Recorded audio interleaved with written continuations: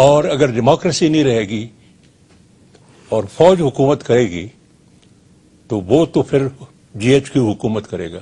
G H کو میں ہماری ریپرزنٹیشن نہیں ہے, ہماری اس میں فوج میں ہماری ریپرزنٹیشن نہیں ہے. اس دن جو ہے Bengali lost faith in undivided Pakistan جی, یہ ہوا جی. اچھا, اس کے بعد دیکھیں دوسرا ڈیٹ فکس ہوئی تھی, you would recall kindly, date fix ہوئی تھی نیشنل اسمبلی کی جی. اس کو یونیلیٹرلی کیوں چینج کیا جی, کیا وجہ تھی جی؟ مجھے بھٹو صاحب نے کہا انٹر کانٹیننٹل راولپنڈی میں جی, وہ بڑے غصے میں تھے جی. مجھے کہہ رہا تھا کہ یہ ہجایا نے کیا کیا ہے, ڈیٹ فکس کر دی ہے. ڈیٹ فکس کرنے کی یہ تو اس سے پہلے تو کوئی اگریمنٹ ہونا چاہیے, کوئی سیٹلمنٹ ہونا چاہیے, یہ ہے وہ ہے. I am looking of defending the interest and the honour of West Pakistan, اور یہ کر رہا ہے اور اس کو چینج کرنا چاہیے. اچھا اب آگے سنیے جی. میں نے کہا جی ڈیٹ تو فکس ہو گئی ہے بنگالیوں کے ساتھ, اب کیسے چینج ہوگی؟ You know what he said Hamid? Quote مجھے کہنے لگا ڈھاکہ میں کوئی law and order situation create کرے, کوئی ٹیئر گیس ہوگا, کوئی لاٹھی چارج ہوگا, کوئی فائرنگ ہوگا, some head would roll, that will be a very good ground for changing the date. Date change کر دی انہوں نے جی.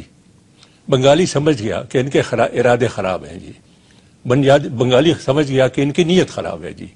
یہ شیخ مجیب الرحمان کو اس کو نامینیٹ کیا گیا تھا as the provisional prime minister of Pakistan.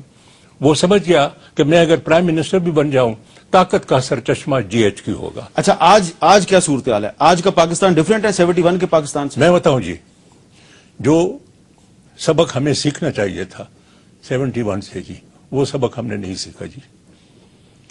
ایک تو وجہ یہ تھی, یہ میں بغیر کسی بلا خوف تردید کہہ سکتا ہوں جی, کہ اگر مارشل لا نہ ہوتا 71 میں ایسٹ پاکستان کبھی نہ ٹوٹتا جی, کبھی نہ ٹوٹتا. جو پولیٹیکل لیڈرز ہیں ویسٹ پاکستان کے یا ایسٹ پاکستان کے, they would have muddled through جی, they would have muddled through. وہ کوئی نہ کوئی حل اس کے لیے سیاستدان مل جل کے کوئی راستہ تلاش کر, کوئی راستہ بالکل نکال لیتے جی. مگر جب فوج کے حوالے آپ کر دیتے ہیں decision making, they only know how to use the gun جی. کمپرومائز میں تو وہ بلیو ہی نہیں کرتے جی. اچھا فخر الدین جی ابراہیم صاحب, آپ کو آج کا پاکستان 2009 کا پاکستان ڈیفرنٹ لگتا ہے 71 کے پاکستان سے؟ کوئی تبدیلی نظر آتی ہے آپ کو؟ دیکھیے بھائی, آپ کا ملک جب آدھا ہو جاتا ہے تو ایک دہشت ہو جاتی ہے دماغ میں, وہ جاتی نہیں ہے. میرے دماغ میں رہ جاتا ہے کہ ارے ایک ملک تھا ختم ہو گیا, میرا ملک تھا ختم ہو گیا, 2 حصے ہو گئے. پھر مجھے بعض وقت یہ ڈر لگتا ہے کہ یہ جو رہ گیا ہے یہ گاڑی کب تک چلے گی. ایک سینس آف انسیکیورٹی پریویل کرتی ہے لوگوں کے دماغ میں. اور میں یہ دیکھ رہا ہوں یہاں جس کو ملو آپ پوچھتے ہیں ارے بھائی کیا ہونے والا ہے, کیا ہونے والا ہے. تو بعض وقت میں سوچتا ہوں کہ the back of our mind is still that fear کہ ہمارا ملک ٹوٹ گیا, شاید یہ بھی ٹوٹ جائے. اور اس کی وجہ سے کیا ہوا حامد, اب everybody thinks that I must have security and everybody says how do I get security? I must have more money. اب آدمی کا کوئی ذہن بدل گیا. Please understand, everybody doesn't want to, everybody is not greedy بھائی. greedy people are only a few, but sense of insecurity ہو گئی دماغ میں لوگوں. But greedy people are sitting on the top. وہ بھائی وہ greedy people are most unhappy people according to me, because اس کو اور کوئی سوچتا ہی نہیں ہے سوائے کہ پیسہ بناؤ پیسہ بناؤ. اس کو other things of life, good things of life they don't know. وہ forget them altogether. But میں کہہ رہا ہوں یہاں یہ ملک میں مجھے سچ رنج ہوتا ہے کہ we give so much importance to money now in this country. Money has become God. Money, everybody wants more money, more money. Why? Sometimes I think it can't be just greed. It must be something more.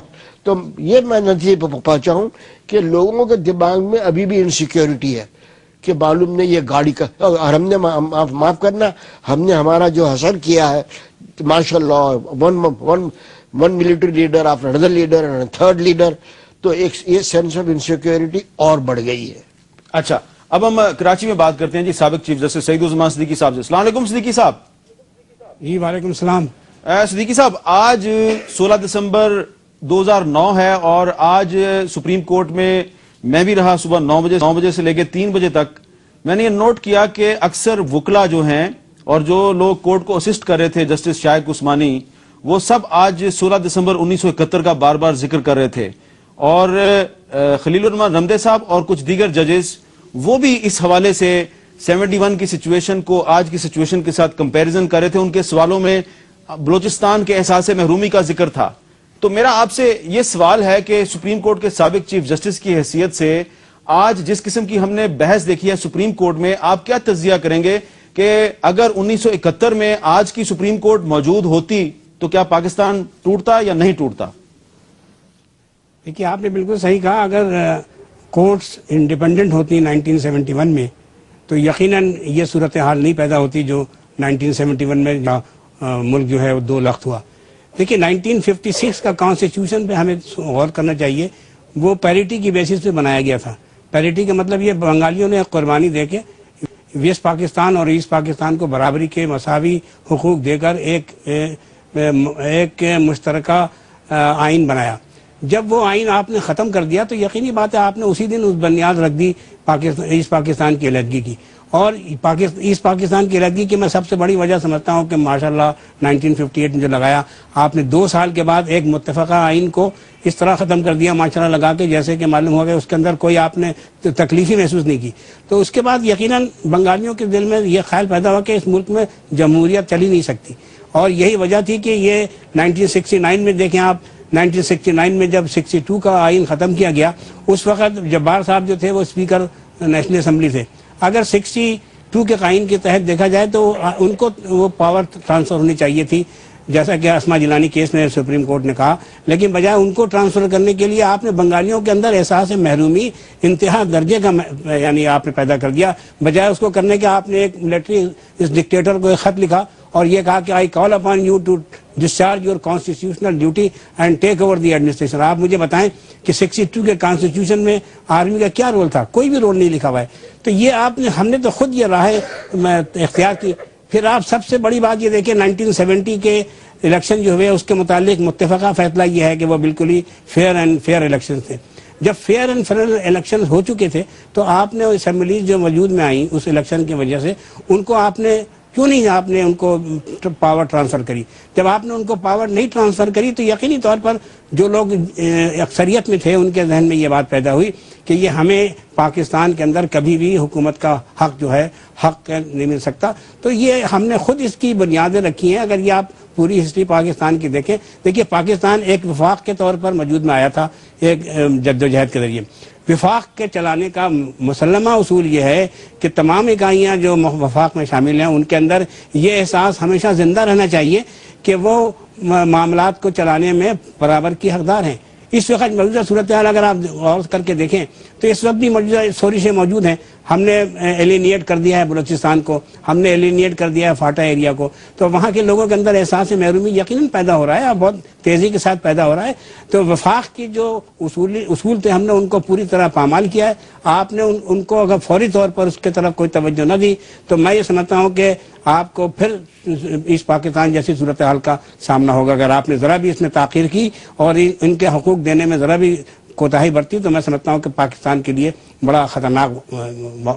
جی جائی صاحب آپ ہمارے ساتھ رہیے گا. چھوٹا سا وقفہ لیتے ہیں، وقفے کے بعد ہم اپنی گفتگو جاری رکھیں گے.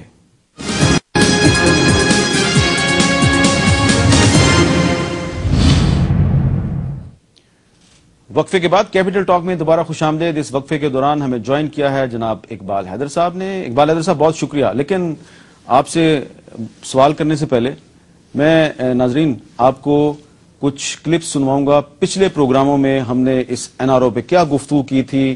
ان دنوں میں جب پوری قوم کیری لوگر بل پر گفتگو کری تھی تو ان دنوں میں ہم افضل سندھو صاحب اور جناب رویداد خان صاحب کے ساتھ اور دیگر ماہرین کے ساتھ ہم کیا گفتگو کر رہے تھے اور کیا ریمارکس دیے جا رہے تھے کیپٹل ٹاک میں. ذرا سن لیجئے اور پھر اس کا آج کے دن ہم اس کا تقابلی جائزہ لیں گے. کیا این آر او موجودہ پولیٹیکل سسٹم کے لیے ٹائم بم کی حیثیت رکھتا ہے؟ میرا اپنا اندازہ یہ ہے کہ این آر او چاہے پارلیمنٹ سے پاس ہو چاہے پارلیمنٹ پاس نہ کرے وہ ریپیل ہو جائے، یہ بال اب اس کے بعد سپریم کورٹ کے پاس